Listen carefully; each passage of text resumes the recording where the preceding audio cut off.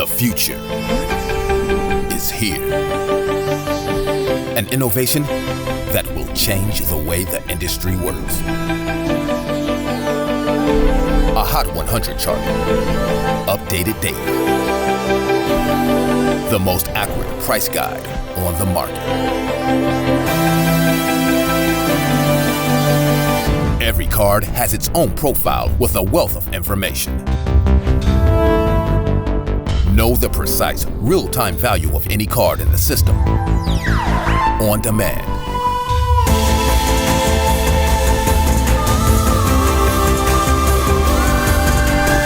You now have the power to unlock the secrets of the hobby.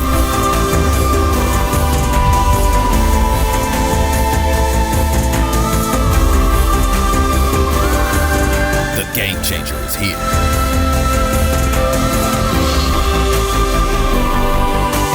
Card Ladder.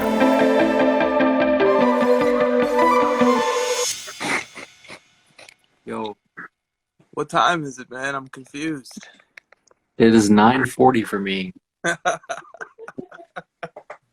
was just like totally oblivious. I went live and like 3 people were like, "You're early," and I was like, "No, I'm not. You're early." Well, you've had firsthand experience with how bad I am at doing time zones. I really don't know what time it is most of the time, personally. So let's just move it up an hour starting next week because it's already like super late for people. Yep. So might as well just move it up.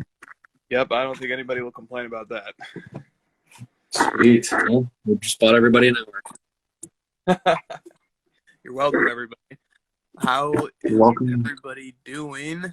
Supreme Slabs, Jake, 90s. Got a nice shout out coming to you, buddy. Yam Wax, yes, sir. Willie Parrish. Jake says, I finally made it to one of the live airings of the crossover. Welcome, Jake. Card Stand Pro. This is late for you, Jake. This is great. Murphy says, no complaints here. Glad to hear it.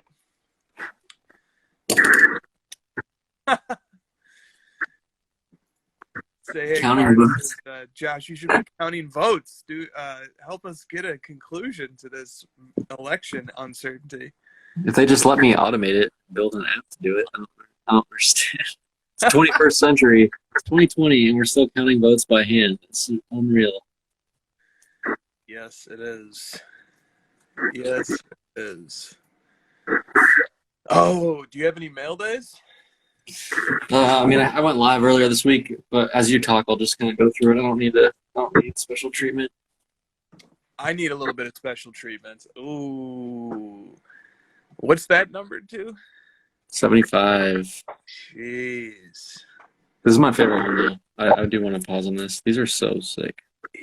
Man, that card is gorgeous. What do you got? Gorgeous. What do you got? What do you need? I have I picked this up in a PWCC auction, the most recent auction. Dang. This is Christian McCaffrey.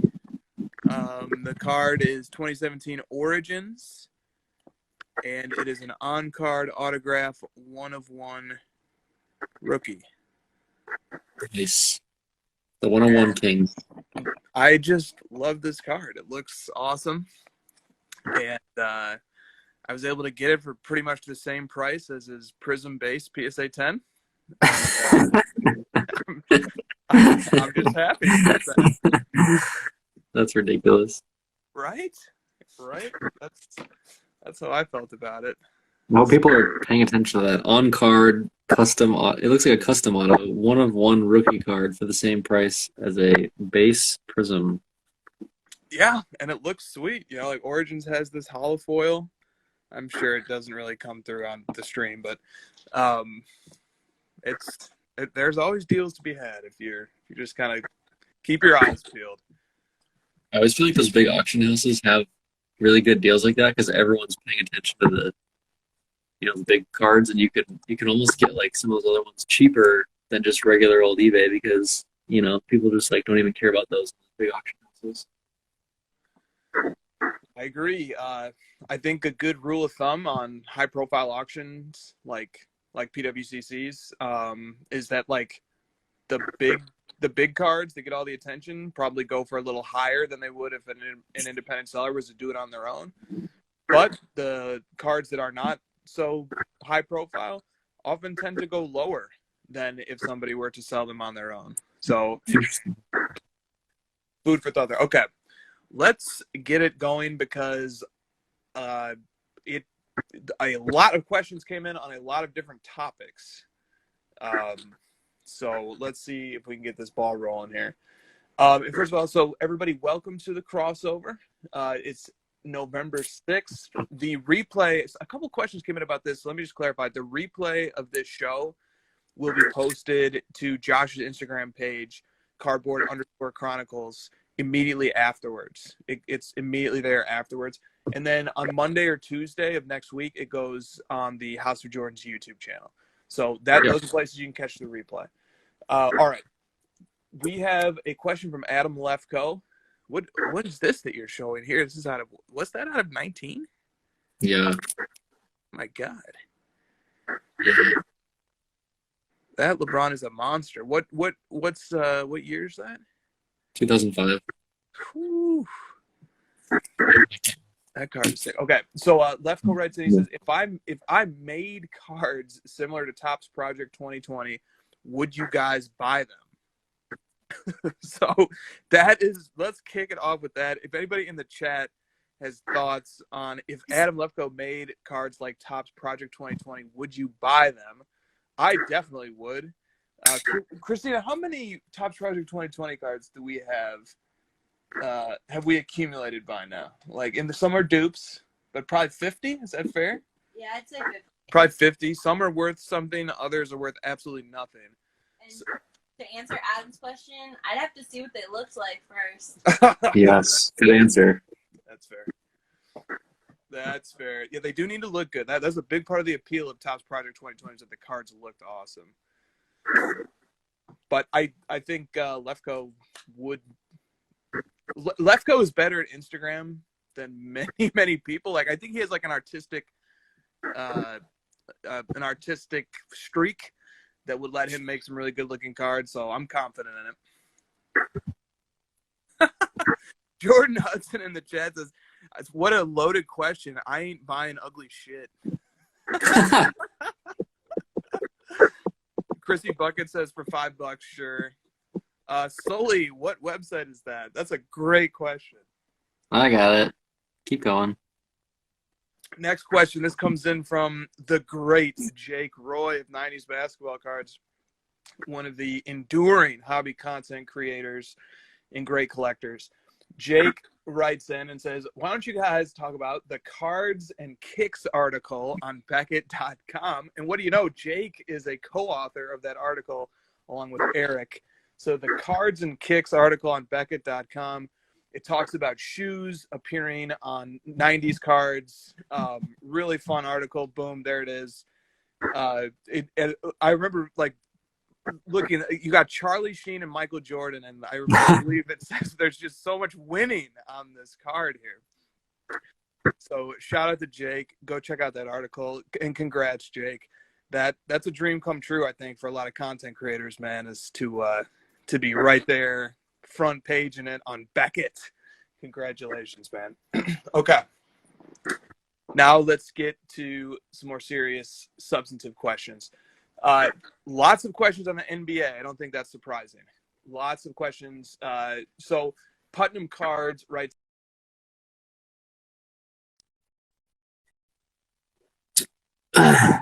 and for those who don't know, the start of the season was announced to be December 22nd.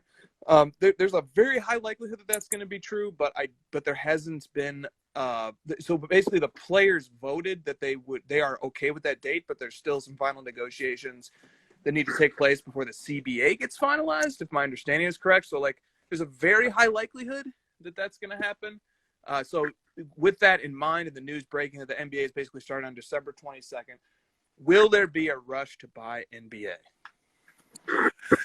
I don't think so. We talked about this a little last week, but I think people will probably still hold off a little bit because like that's right around Christmas. Like we talked about, people are going to be spending their money on gift giving, and we usually don't see a big jump in basketball cards around the holiday season. It's usually around like February, March, in the middle of the season. But this might be different. We've got different circumstances. The preseason's kind of thrust upon us early, so we may see some rising prices on some of the younger guys like Zion and Luka, just the excitement of them coming back. But I would expect some of the more veteran guys to lag behind on them a little bit, maybe into March. What do you think? Yeah, I like that take. I think the easy answer is like, yeah, of course. Like there's preseason speculation, people get excited. But there's a couple of things that are different this time around. Like one, you pointed out, is the fact that it's in December, which is very unusual. And December is usually a month that's pretty low on hobby spending. And then the other thing is that we already saw a huge period of like unprecedented speculation going into the bubble, and that was not that long ago. That was just a few months ago. So there hasn't been time for everything to settle and cool off again. So and a lot of these prices are still pretty damn high. Luka's Prism-based PSA 10 is still regularly selling in the $1,300 range right now.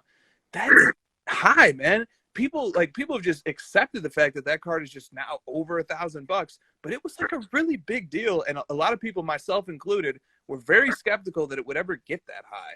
And then a few months ago, it did, and now it's there. I just feel like these prices are still pretty dang high. I think there still is quite a bit of speculation built in. I don't think that we will see a ramp up leading into the season like the one we saw leading into the bubble. Top is almost 15,000. Like when we started talking about this card, a couple months ago, it was like 11,000. Yes. Yeah, I would love to like plot the growth of the pop against the price, and just watch how the one goes up and the other, somehow is staying strong. So, but great question. And it will be really interesting to see what happens. Now, but there are some people like Zion. Okay, so the pop on Zion is super high also. But I think his person-based PSA 10 is around $500 to $700. Fact check me on that, but I think it's not. Yeah, 550. Yeah. So that card is well under half of the price of Luka's. There might be more room on somebody like Zion to come up into the season.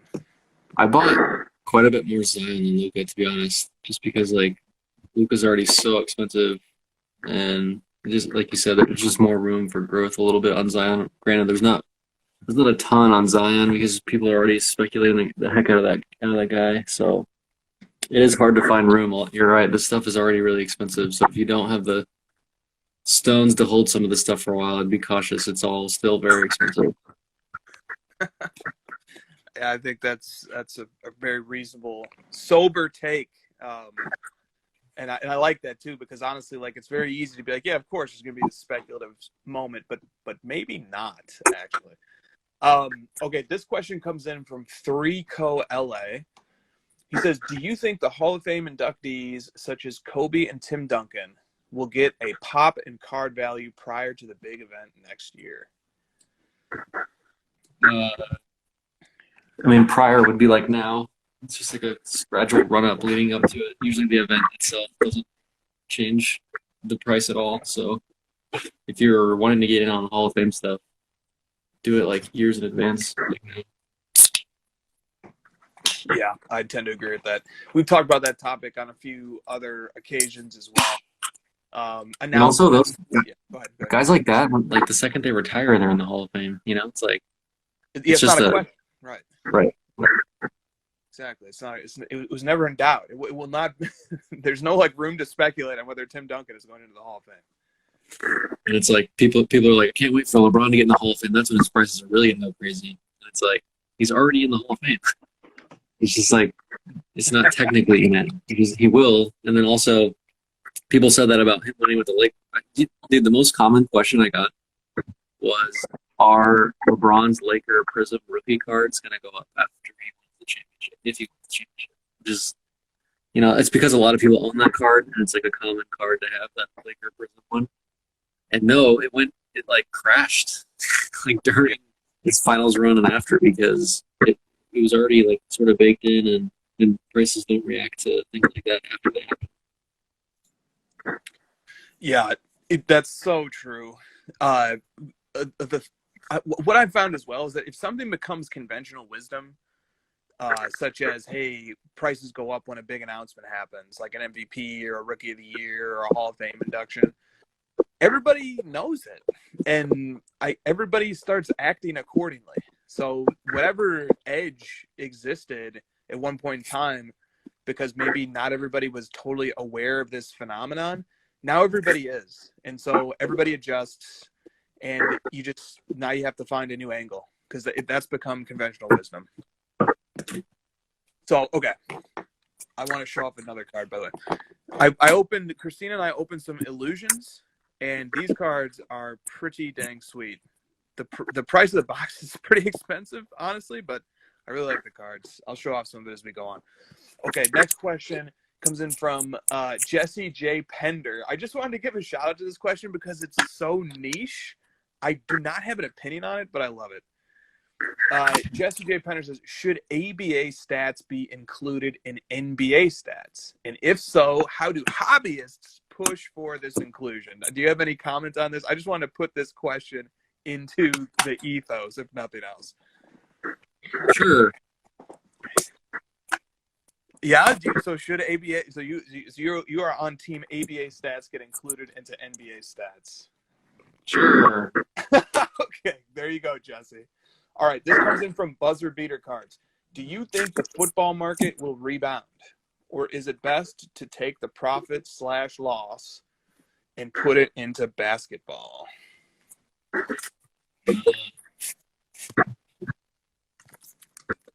don't know that I'd sell football right now. Probably be buying it if you're looking at like some of these quarterbacks that have dropped.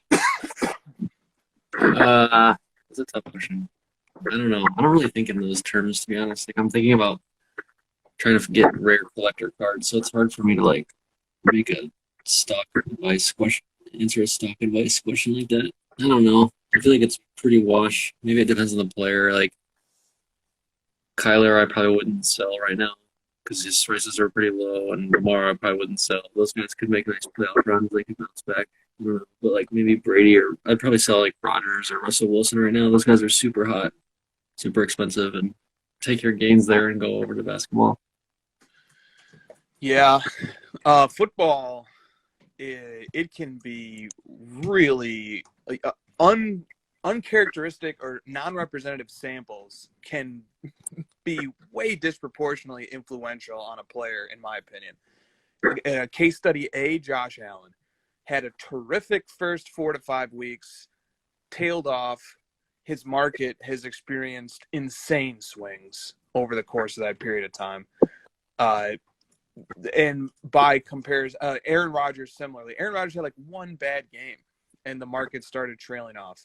Mahomes, the guy is, first of all, Kansas City has to be one of the top 3 Super Bowl favorites right now. Obviously, Pittsburgh is going to be up there too, but they have one of the top-ranked defenses, which doesn't get a lot of credit. Their offense is just absolutely loaded. It's unbelievable how much talent they have on offense. And Mahomes is just, there's really nobody else like him, with maybe the exception of Aaron Rodgers. So like Mahomes, comes out that they continue to just be an absolute powerhouse, dominant team, and yet his market just continues to trail off.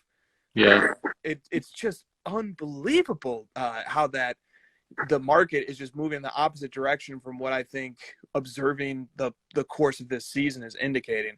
So like the market has been brutal to him too, in the sense that he's just been like looking like just a rock solid generational quarterback, but not a lot of positive upticks in his prices in response to it. And then you've got Kyler, like his market has experienced swings from week to week. And I just say it's not a representative sample because you only get one game a week. A guy can have a bad 60 minutes. Anybody can. So and anybody can have a great 60 minutes that are not representative in either direction. So football, and then the other thing about football too, football's in a really weird place right now because it's the only sport going, and it has to carry the whole load, and I just don't think it can. There's too many games that are duds. Thursday night, yesterday's game was just an absolute dud. We all knew it was going to be a dud. The San Francisco 49ers, I don't think they have a single starter right now that was a starter on the Super Bowl team last year because of so many injuries. It's just football, man. It cannot carry the load by itself. It needs baseball, it needs basketball to sort of help carry the load. So there's too much pressure on football. I don't know. It's a very weird moment in time for football right now. What do you think? Look at this. Look at Lamar, man. What the heck? Everybody just suddenly out on Lamar. I don't know. I don't get it. I mean, if I was like an investor in football, which I'm not, I'm more of a collector, I'd be buying these guys. This is crazy. These guys are still really good. And the other thing I'll say about Mahomes, like I'm not a Mahomes collector per se, but I have owned a lot of his cards. And like, if you're a Mahomes collector and you like football and you believe in, like, just don't sell his cards. Like, honestly, like he's just a freaking amazing player. He's going to be the best player in the league for a long time.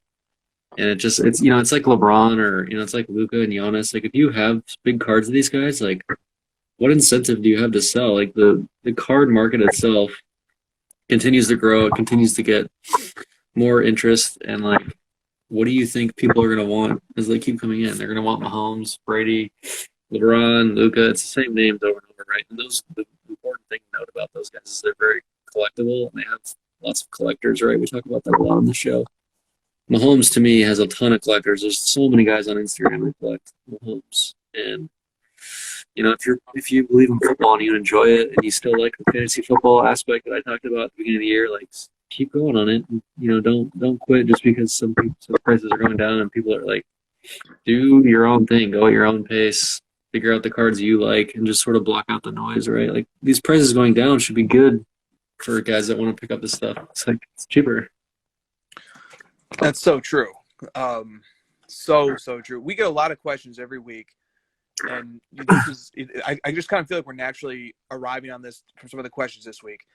The questions are extremely short-term oriented, and they're about trying to, make short-term flips. And I get it. I get why that's exciting. I get why people love it. But that is not the fundamentals that have made the hobby what it is and have made the market what it is. If this was just a game of hot potato, people wouldn't want to play it. The buck stops with the collector. And so even with a guy like Lamar, even with a guy like Mahomes, players like Kyler, even Lamar Jackson cards, they're the more rare cards like the zebra, for example, cards like that, they are still setting highs, even as the prism base like flies up and down and comes down. It's fascinating, dude. Like, his prism literally went up from 1,000 to 4,000 back to 1,000, and his rare stuff like has gone up. It's just insane. It's insane. Yeah, and also, like, it has to be said that as it has been remarked on this show for months and months, people are learning more, and they're figuring out. Everybody's entry point to the hobby will be prism base cards, and of course it is. It should be. Like, these are cards that get transacted numerous times a day. They're highly visible. Kendrick Perkins has all the prism base cards when he makes his video.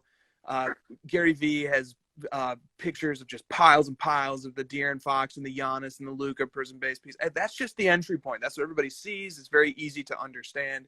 Yeah. But as people get deeper into the hobby, they get more involved. They join social media. They talk to collectors. They get these cards in hand. They start to realize and refine what it is that they like, what they want, and what they don't want. And I think we are seeing a migration to more interesting cards and more rare cards, and cards that, you don't have to take the roller coaster ride of the prism base thing, and day trade stuff. Like, you don't have to do that with the more rare cards. You get to sit back. On Stacking Slabs, he had two football collectors on this week, and one of them remarked something that you have remarked on your show in an interview you did a few months ago as well. And the remark was basically, buying rare cards, you don't get, guys can't comp you to death when it comes time to sell it. If you've got if you're trying to sell a prism based PSA 10, there's no way around here's what the last 20 copies have sold for the last week. This is what it is. But if you've got a rare card that maybe hasn't even sold in the last few months, or it's only sold once or twice, you can't get comped to death. You actually can say, hey, you know what? I do really like this card, but if you want to pay 30% over the last one, then I'll let it go. That just makes for a lot more interesting transactions. It adds a little more mystery, a little more intrigue. I don't know if you want to add anything to that. Yeah, I mean, the next logical question that we're going to get is like, well, the rare stuff's going up so much, I can't afford it. So, like, it's easy for you guys to say that, but I can't afford some of the stuff I want. I totally hear that. I myself haven't bought a rare card, a rare PC card, like, on that echelon in a long time just because it's so damn expensive.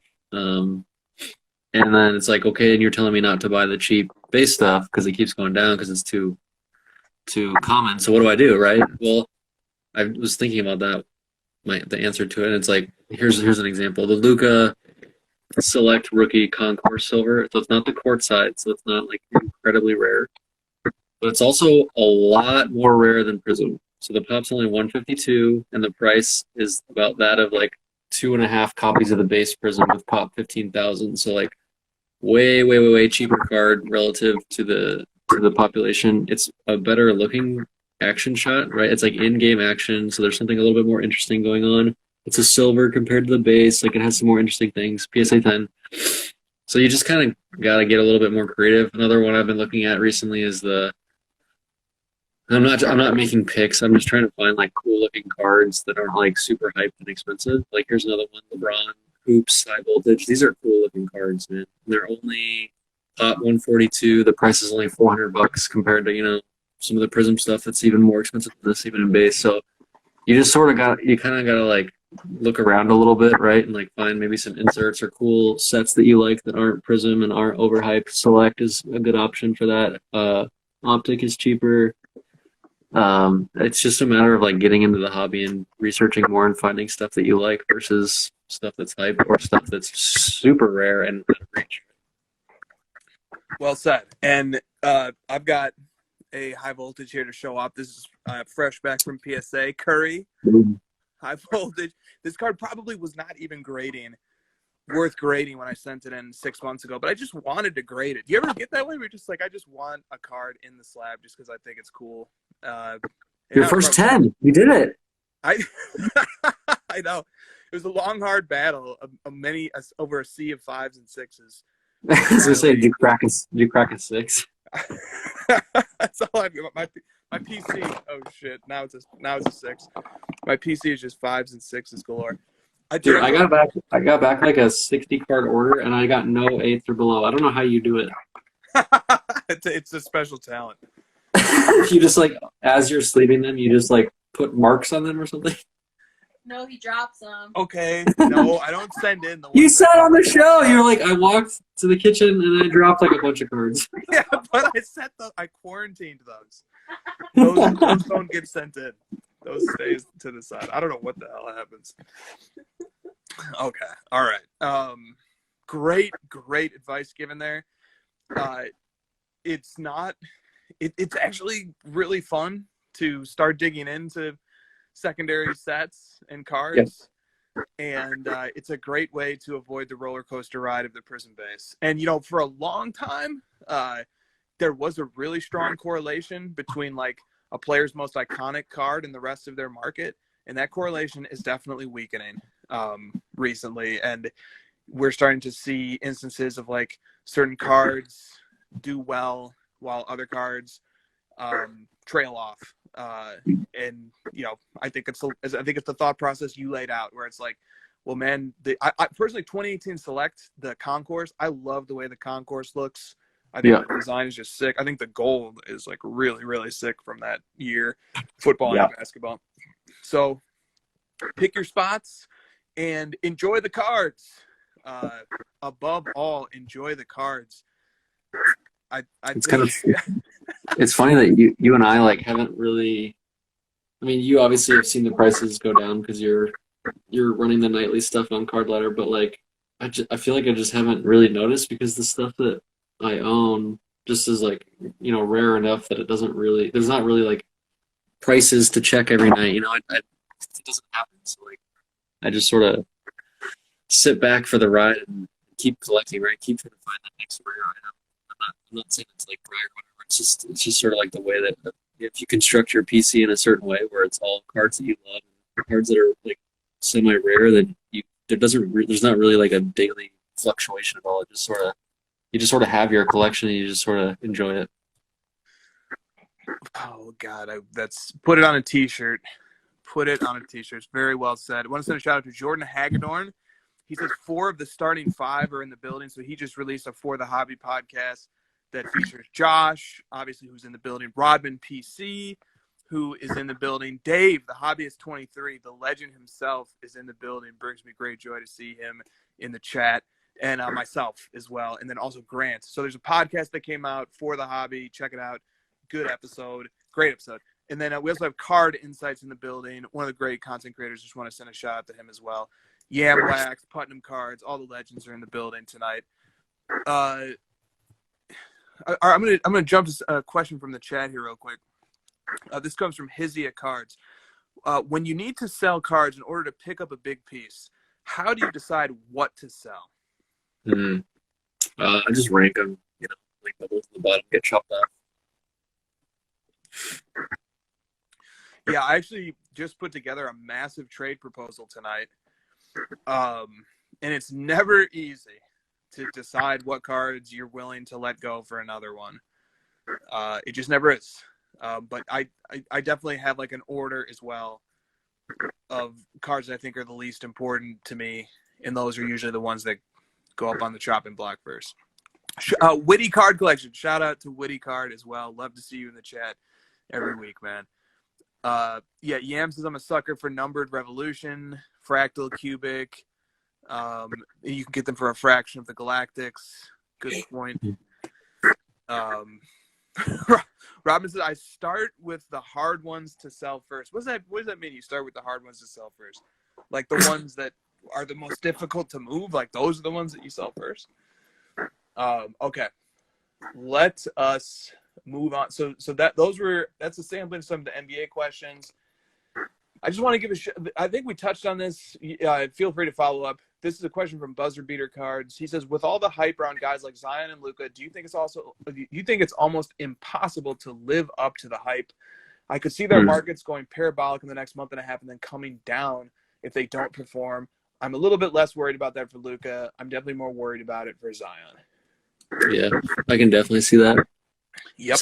There was a thread about on Instagram. Someone posted some like blue ice Lukas, and there were sweet cards. I think it was Rips, and then Darren Ravel chimed in, and some other people were like giving reasons why they thought these were bad investments, and everyone just sort of got upset and getting defensive. And obviously, a lot of people have a lot of money in these cards, and they don't want to see that happen, so they got upset, rightfully.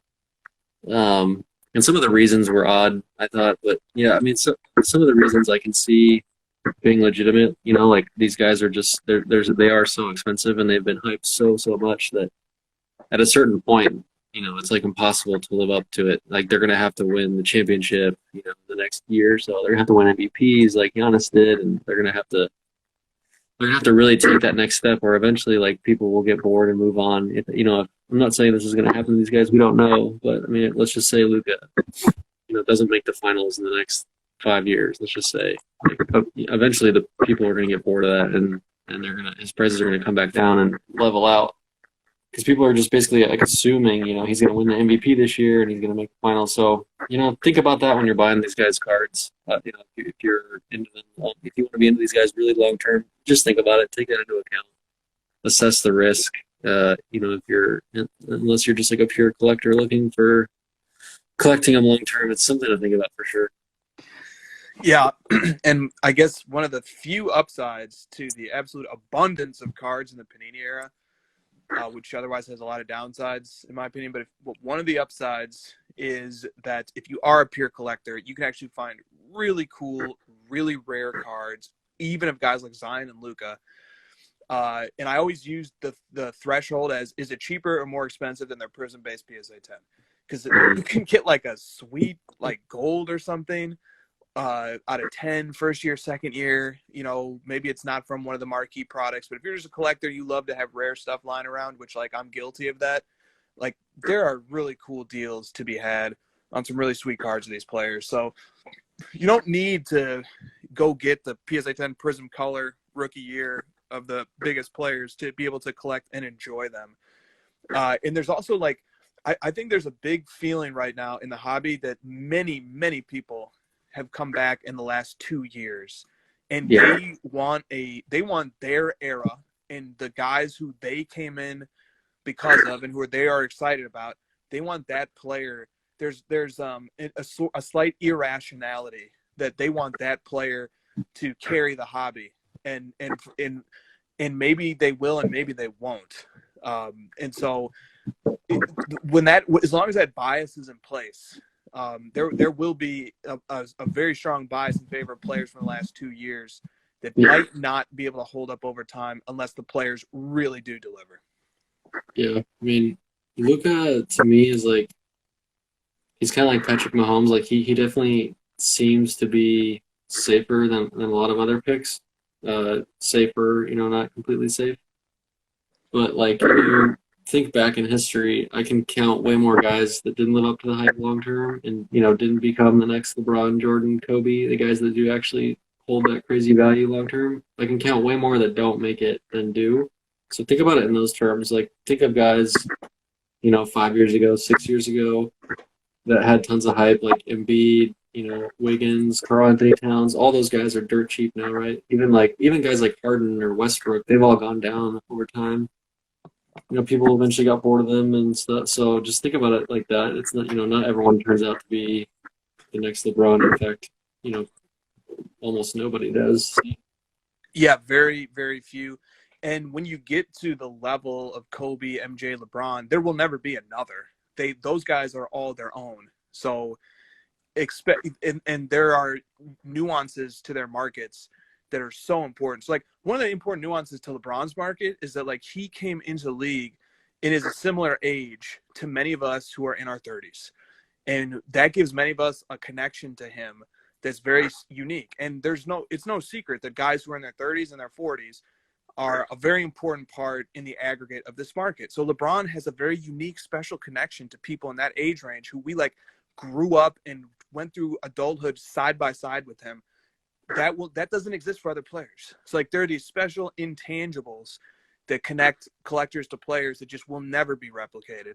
So each guy has to kind of be treated on his own terms. And if the safe investments thing with Rips, with the post that he made, look, if these guys were safe investments, it was safe being the operative word, then you shouldn't see these parabolic rises and falls that happen so quickly. The thing that enables that is that there is a lot of risk involved, that people are making bets that can have significant downside. So I definitely want to combat the idea of safe investments. It's not safe, and so you have to, and you can't think of it just as investments. Like, that's the thing that that keeps, like, getting to me. These are not investments; these are collectibles, and there is a strong market component to them. But to think of them as purely as investments completely misses the point of why they have value in the first place. There's some quote I want to say, but I just can't remember. You did butcher it really bad the other day. You, like, said half of it or something. It was like a call we were on, some meeting we had for Card Ladder, and you just, like, completely butchered it. You were like, cards aren't investments because they're money, And he was like, what did you just say? All right, let me give it a try. All right. You were nervous. I still am. There's dozens and dozens of people listening right now. There will be thousands of people who will have listened to this by the time it's done. But let me just suck it up. After all the replays, all right, let me see if I can get this. Hold on. All right. People don't like cards because they're good investments. Cards are good investments because people like them. There you go. All right. It was close. There's a couple extra words, like, pumped in. It is hard. It is difficult. I was only mocking you because I was stalling and thinking of it myself. Dude, look, the thing is, it's a bit too many words to memorize for me. So but if I just work up the courage to just start the sentence, I can maybe get to the end. You know how have I told you about the tea thing? I kind of want to bring up the tea Talk about the tea. methodology. Yeah, The talk about tea, the yeah. tea. So you are like the perfect tea, like to a T. You are the tea. The tea is just like it doesn't really relate to cards necessarily. It's more like a life thing. The way that I approach things is I try to shape what I focus on in a T fashion. And what I mean by that is like I'm pretty good, or like I'm not an idiot in everything, but I'm really good at like one specific thing. Like for me, it's cards and software and like building things. And Chris, you're the same way. Like you can't tell time, but you can like data analyze the hell out of things, right? Like you have your specialties, and you're just like not a moron in everything. It's a low bar, but I have surpassed it, I think. Yeah, no, I mean, it's also a facet of society in general, and the economic idea that specialization produces more efficiency. If we all get really, really good at one or two things, that makes society in the aggregate better than if we're all just pretty good at a whole bunch of different things. So then you get a person like me who would probably struggle tremendously to change a spare tire, and I would have to call roadside support. But I could analyze the hell out of the Right. the Prism base Kawhi Leonard PSA 10. So it all kind of balances out a bit. The battery in my car died the other day, and I was like, I think I have to get a new car. I don't know what to do. I literally Googled, like at home battery change service, and like the guy got here and he was probably expecting like a woman, and that's me. And it's like, oh, you can just take this to AutoZone and save yourself $100 or whatever. And I was like, yeah, but you're here, so just you can do it, right? Yeah, exactly. Look, like because we exist, you guys can provide these services at a high price. Okay. All right. Let's okay, this is a fun question. This comes from Cooks C LLC. He says, on the spectrum of nerd table to mainstream media, where do sports cards land? Oof.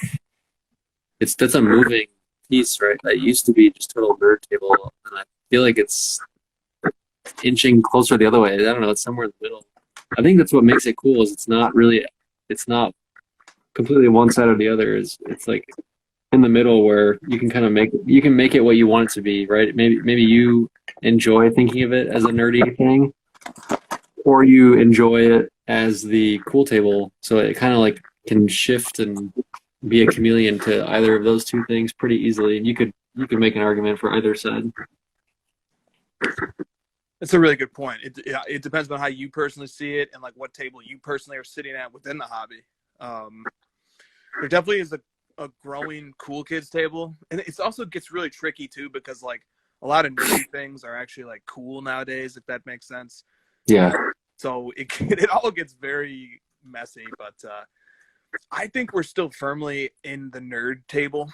If I was gonna take a big picture view, and the reason why I think we're still very solidly in the nerd table is because it's still like a big deal if Yahoo or ESPN does an article on us or something like that. We don't have an ESPN TV show yet. Like, we're not fantasy football tier. We're not even a tenth of it. I wouldn't say so in terms of like awareness. So like, I think we're still very niche, still very nerdy, and personally, I love it that way. Yeah, I can see that. I mean, it's like society today rewards, being unique and different. I think, like specializing, like we just talked about, being your own person and having your own hobbies and stuff. Like people like that, and they can relate to that, and they can connect to it. So because of that, it's been so nerdy for so long that now it's cool. So. Yeah, and I'll tell you what, when if this thing ever does get super trendy, and we're not going to enjoy it as much, and we're not gonna own it as much as we all do as a community. And we've already seen this happen a little bit in the last year or two, with people come in, build successful platforms, and then just kind of peer down at us from their castle. And even resist us or reject us as a hobby and as a community and as just a group of people who just obsess over cards. They just don't get it. That will happen on a bigger scale as things become cooler. Not necessarily, you know, it all depends upon kind of how things shake out. But I would say just be grateful. Let us be grateful that we are where we are. Yeah, definitely enjoy this moment. Let me put it into perspective. I saw a study from someone private, but they basically determined that the hobby has about 1 million collectors, and I wasn't really able to refute it. It seemed pretty accurate to me. They had strong data to kind of get to that number, and it seemed pretty reasonable. 1 million collectors. There are 70 million active people playing fantasy football every year. 70 million compared to 1 million collectors. So, like, we still are a very small niche community compared to some of these other things. And I think it was like 40 million DFS fantasy football players. So people that just play fantasy football on a daily betting way. And there's only 1 million, you know, sports card collectors. It's kind of nuts. It's still like definitely a small. Very, very interesting.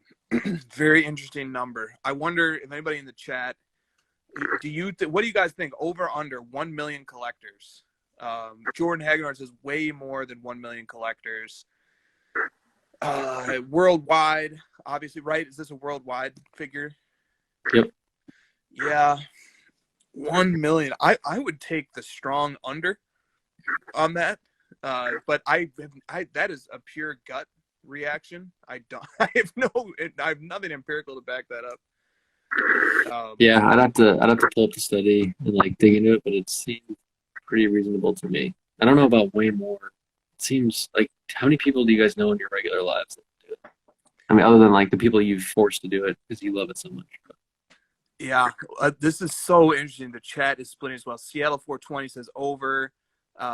Joe Toss says way more worldwide. Back to Clayton says there will be 1 million at National next year. I don't know about that. Yeah, sorry, it's active participants in the hobby, not people who own sports cards. That's very different. That is different. ROI Collectibles says no way. Catalyst and people involved in the market. It's people that are actively participating in the market of sports cards, meaning they buy, sell, or trade.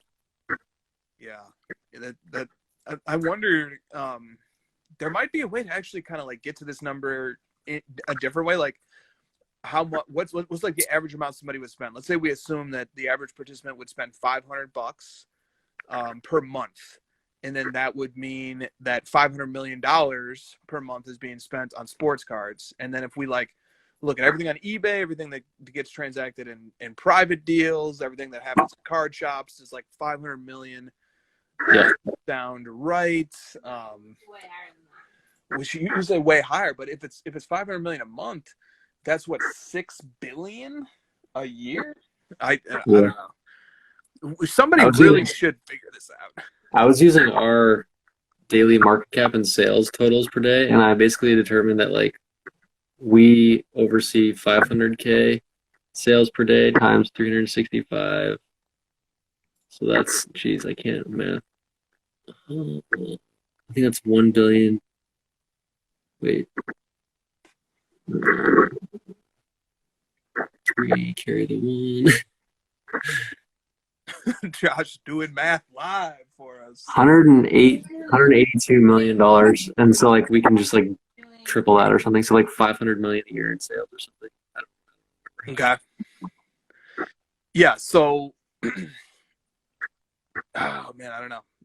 I do think we are well beyond the. See, like, this is proprietary information, right? Because like if Panini had access to how many collectors there are, it doesn't benefit them seemingly to publish that number, but it does benefit them to have that number because that helps them decide how much product to make. And so you see them making more and more product. Like we have topics on clearly Donruss basketball, and the question points out that this is the third use of these same pictures and designs, but in a different like print. It's like you have Donruss and you have Optic, and you have clearly Donruss, all using the same images. And the point of it was like, look, it's the third iteration of this type of card, just with a different finish. And like when Panini is doing stuff like that, it must reflect, I would think, that they have indicators that they are just not making enough product to meet the demand. And we also see that really obviously too with like how much wax costs, how difficult it is to get retail, etc. So like I think Panini has an idea of how many collectors there are. I think a rigorous study could be done to try and use different ways to get to that. It's a fascinating topic. Yep. Okay, yeah, so the chat is divided. The chat is definitely divided. Card Insight. That means that I found a good we found a good over-under then. Definitely. Yeah, exactly right. Exactly right. Rodman says, I'm like the only collector in Honduras. You might be surprised. You might be surprised. Card Insights 2 says, I have 500 coworkers. None of them collect. Not that you know of, but maybe there's some closeted ones. But no, I think that's a very similar experience. Garrett corrects me. He says, clearly Donruss is a mix of Optic and Donruss. Okay, good to know. Thank you, man. More collection, different sports. Okay, great topic. All right. We still have probably like 10 minutes for hour one here. All right. Ramin, the great Ramin K, writes in, how can people who are new to the hobby learn? That is resources, common mistakes, and core things to know. And the author of this question is a very intelligent person, and this is a question that intelligent people ask when they do get involved in sports cards. And I don't know how to answer this question. What do you think? Well, let's just plug Card Ladder. Come on. Yeah, I agree. Yes. Yeah, definitely start. Selfish plug. Go to cardladder.com. Check out some articles. We have a bunch of sweet articles on all kinds of different topics, ranging all different things: who to collect, why to collect, what to look for when you're collecting. Freaky writes awesome articles related to all kinds of stuff. How to pick what players to collect, and then from there, I would start browsing eBay and Instagram. Go to eBay, see what cards sell for, go to hit the sold items and start searching stuff, see what you can find, things that interest you, search sports you like. Check out blog forums and see what threads are going on, what specials are being had on Instagram. Start trying to find card accounts, search for different cards, and go down that rabbit hole. Help me out here. No, you're completely right. Yes, and so there's lots of resources online. Like many of us, especially in our age bracket, are just Googlers. When we want to learn about something, we just go to Google and just start typing it in and see what comes up. And I actually think that will lead you down a lot of good rabbit holes. Honestly, I think it did for me when I first started. A lot of us like podcasts and content, and so on cardladder.com, this is not the only content. It's not an exhaustive list, but on cardladder.com, which is a free site, you can access whenever you want. We have a content feed that just literally anytime our selected content creators produce content, it posts. And so you can get sometimes several dozen items of audio and video content to consume. And these are good people that are worth listening to as you start your card collecting journey, or if you're a veteran. It's really, really good content there. The articles definitely are great places to start. There's lots of great written stuff. And then the other thing about Card Ladder is when you want to start looking up cards and players, and you go to a card's profile, we constructed these profiles in a very specific way so that new people could learn. And so when you go to a card's profile, you're going to see a picture of the card, which what the card looks like, what it should look like is very important. And you can also see the price trend. Obviously, we know why we all care about that. But if you go to the bottom of a card's profile, you're going to see, first of all, a link to either Trading Card Database or Cardboard Connection. Those are two encyclopedic resources that you can use to learn about sets and cards. And you might not know how to navigate those sites right away, but it's good to have them at your fingertips so you can sort of look into products and kind of see what checklists look like and see how much product is distributed across a box. And also, I think ripping wax or opening product is an important part of understanding why sports cards are the way they are. So I would say opening product is a part of it. Visiting a card shop is a part of the experience. Sort of and just like to tie together what you said and kind of what I'm rambling on about a bit here, to put a punctuation mark on it, it's like I think the right philosophical approach is immersion. It's just as if you were learning a foreign language. Immersion. Immerse yourself completely and entirely in the culture through social media, through Googling, making connections, making posts on Facebook, trying things out. Don't be afraid to look stupid. We've all looked stupid plenty of times. Ask questions, get involved, make connections, make friendships. Totally immerse yourself into the culture of sports cards. That's the best way to pick it up. Yeah. All right. Here is a great one from Stacking Slabs. It's a really big. Maybe we should save this question for an hour or two. No, let's do it now. This is a really, really big question. He says, building a strategic flip process that involves subbing cards to fund big boy purchases. I'm taking notes across the hobby on this, and I would love this topic to get some insight tonight. So submitting raw cards to get graded in order to climb the ladder. And he says he's looking across the hobby, and he feels like this is the common thread that he sees among successful people, is that they all submit cards, raw cards, to get graded and then flip. What do you think about that? Yeah, that's definitely what got me going at the beginning. I did a lot of that. It's a good strategy. My advice there is to be consistent with it, keep a steady flow, and don't buy a ton and then wait 4 months for it to get graded before you make your next move. Just always keep cards in the grading pipeline if you want to do that, so that once you do start getting returns back, they sort of come consistently, and then you can sort of keep feeding the beast over and over, and you're not kind of at the mercy of waiting 6 months for one before you make any more moves. I don't know. It's not a necessity, to be honest, to have to grade in order to fund the hobby. I know that you do some of it, Chris, but you're not dependent on it by any means. It can help, but I know a lot of people that don't grade a lot and they're also successful, so it's kind of just your own personal taste. The grading is helpful because you can see greater returns. Obviously, if you're grading 10s yourself, you're going to see a lot more of that profit than if you bought it as a 10. That's just obvious. So maybe it's understanding your own skills. Are you able to spot things that are in good condition when they're raw? So a little bit of self-awareness there. It's not a necessity, but it is a good skill to have for sure. Yeah. The only reason I do it, honestly, is because I love getting cards. I honestly don't like raw cards. I'm just going to come out. I'm going to admit it.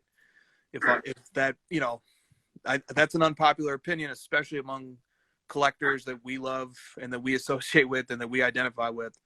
I just hate raw cards, dude. I have this pile of raw cards here, and it's oh, okay, got all these raw cards. This is great. They're all on top loaders. Or just this nice graded card. I brought out this Siku in honor. I just got this back in a sub, and I bring it out in honor of Brett of Stacking Slabs because he is high on Siku. I just get really excited and pumped up when I get cards back. I like getting grades on cards. It's silly, it's juvenile, but it's fun when you get a good grade on a card. It's exciting. You feel great. It's fun. The market definitely respects graded cards quite a bit. The premium that a PSA 10 version of this card versus a raw version of this card is just absolutely insane. It doesn't even make sense. When people just sit there and do the math and say, okay, I'm sure 50%, maybe more of these cards are submitted get PSA 10s, but the expected value, basically the way it would break down is to just submit a bunch of these cards, pay the grading fee, get them back, you will make money.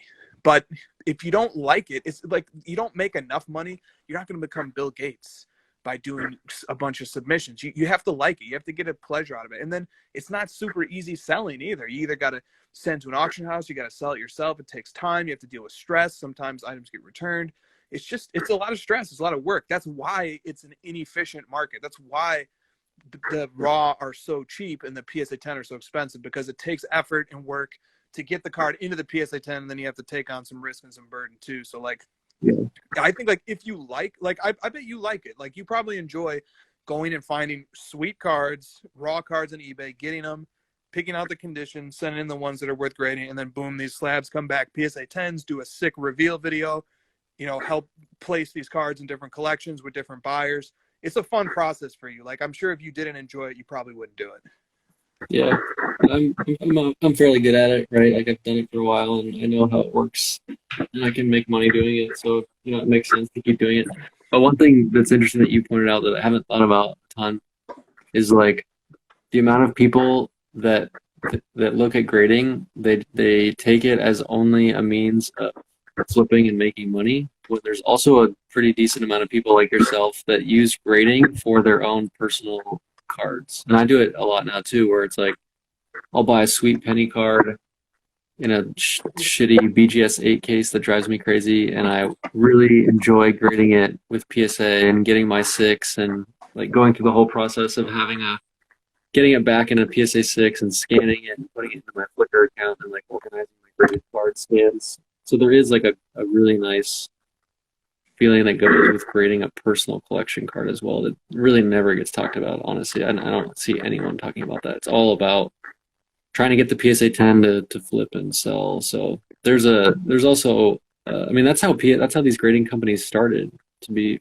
honest, is like, people wanted them for their own collection so they can understand the value of their collection. They can keep it for themselves and grade their own PC cards and have them organized and slabbed. But now it's turned into this cycle of flipping and continuously flipping over and over. That's super true. Super, super true. And like, as much as I do like grading cards that I definitely will sell, it's the ultimate reward when you grade a PC card and it happens to do really well. I love scanned cards. Talk about this. Talk about scanned cards. Riverfront Collectibles David just posted like a really sick Damian Lillard PSA 10 silver scan. I don't know. It's just like, I like the organization of it. I just like it.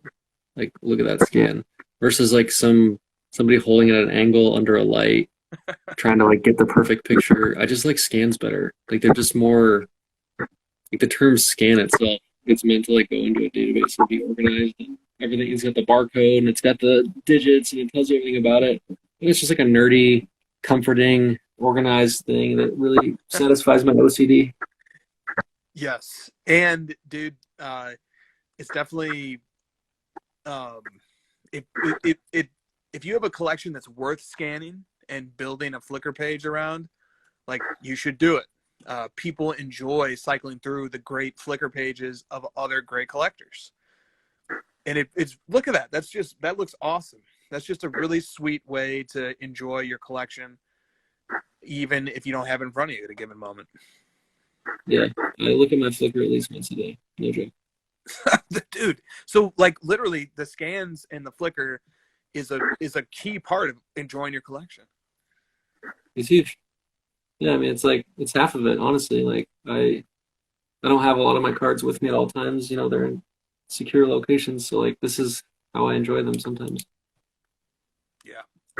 And I love my sold album. Have I showed you this? I have browsed it. Yes. There's some meaty cards in this. These are my sold ones. My sold album. Look at that one. Oh no!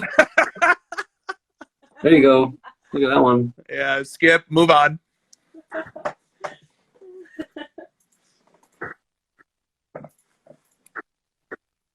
Yeah. Dude, this is a great way to sort of keep track of your hobby history. The sold folder. I bought this card for $3,000. Damn. I had a PSA 9 too. This is the one I traded to get my gold 1 of 50 though. So that one has a lot of memories. Yeah. But I owned a bunch of these black refractors. Like, nobody wanted them. I was trying to sell a PSA 9 black refractor LeBron for like $4,000. Nobody wanted it. They're just like, nah. I like the gold. I don't like the black one. And now it's like, $30K card or whatever. I think the last one sold for 36. Yeah, and it's just it's so funny to me. Like, especially when people come to me now and they're like, I need this card. Like, what do you think? It's best investment ever. It's $30,000. And I'm like, God, I had 5 of those for $3K. Sure. Do you find it hard or more hard than it should be to like buy in on a card that you could have had or once had? Oh yeah, 100%. It's I hate it. really hard. I'm never gonna buy a PSA 10 Topps Chrome or a refractor base like Bowman because like you said, I know I could have had those in bunches for like $1,000, $2,000. Look at that. People go nuts over this card. I've owned it. I've graded 2 of the PSA 10s myself. Do you remember when there was a Beckett article published on the 2012 Prism Silver LeBron? I'm pretty sure it featured your card. Yeah, I did. Because I bought this card right here for $50 as a BGS 9. And this was back, like PSA used to be pretty lenient on some of these high-end cards. And I cracked the BGS 9. I was like, let me just get a PSA 9. Came back a PSA 10. And then, like, by the time I got it back, I put it on eBay, and people just went freaking crazy. I sold it in like 5 minutes for like $2,500, and then that was obviously way cheap. And then I got another one, the BGS 9.5. I cracked it, graded it a 10 again, and then that sold for a lot more. Now they're just so expensive. Yeah. Hawaii silver, Lillard silver. I've owned like 4 of these. It's weird. If I just would have never sold any LeBron card ever, I wouldn't have my RPA, but man, I'd have a lot of volume. I'd have a lot of cool stuff. So many. This is, amazing seeing all the stuff that passed through your PC. Sad. This is another thing that recommends scanning too, is like after you've been around, cards will come and go from your PC. Even if when you get it, you think I'm never selling this, but you know what? A trade might come up. You move the card. Like that's like it's really nice to be able to have these really nice crisp scans you can go back and enjoy even once the card has left your PC. Yeah, it's almost like I still have it, even though I cry and I don't. I sold so many penny cards. What a dingus. Look at that one. That one was one of my favorites, dude. I should have never sold that thing. Damn, 10? Yeah. Ooh. All right, ready for second hour? Yeah, 5-minute break and then we go. I'll see you in 5. All right, man.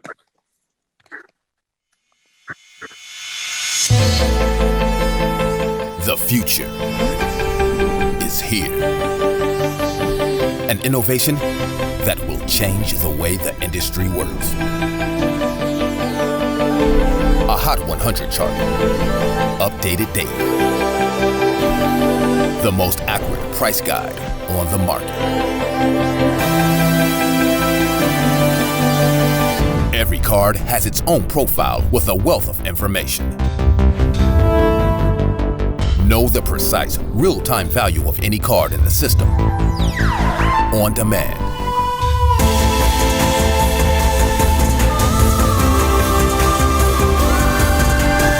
You now have the power to unlock the secrets of the hobby.